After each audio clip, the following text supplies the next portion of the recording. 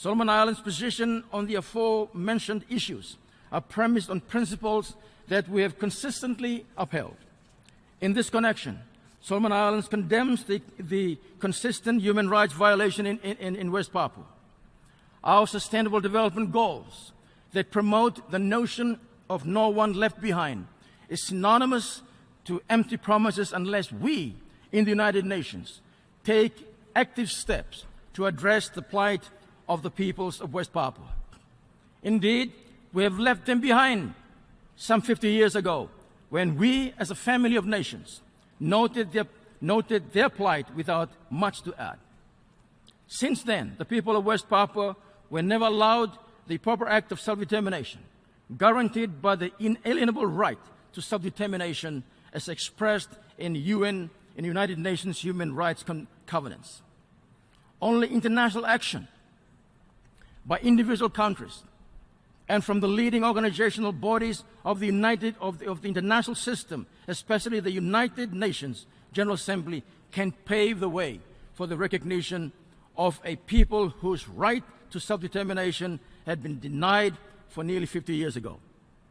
Failing this, we as a family of nations will become complicit in perpetuating the sufferings and being blind to the injustice, missing yet another golden opportunity to remain true to the saying of leaving no one behind. At the 71st session, a group of Pacific Island nations called for this august body to address the human rights violation in West Papua. Today, I stand on behalf of my people and those in the Pacific region to reiterate that same call on this august body to address the plight of West Papuan women, children, and men. Our people are watching. West Papuans inside West Papua are watching, praying, and are hoping for a brighter future. They have come in numbers to express their hope for a better future. We as leaders have this responsibility of leaving no one behind. I would therefore encourage Indonesia to engage in more constructive dialogue, including with West Papua, to find a way forward in addressing the aspirations of the people of West Papua. I urge the United Nations to proactively engage in these dialogues as well. Mr. President, the people of West Papua should be enabled to exercise their fundamental rights with the intervention of this responsible body to allow them to determine their own development aspirations and future. West Papuans are distinct people with Pacific roots, with their own land, history, and culture. The violation of human rights in West Papua is a constant matter of great concern to us in Tuvalu. Tuvalu strongly believes the United Nations must engage in setting a clear pathway to addressing these issues and the issue of self-determination for the people of West Papua.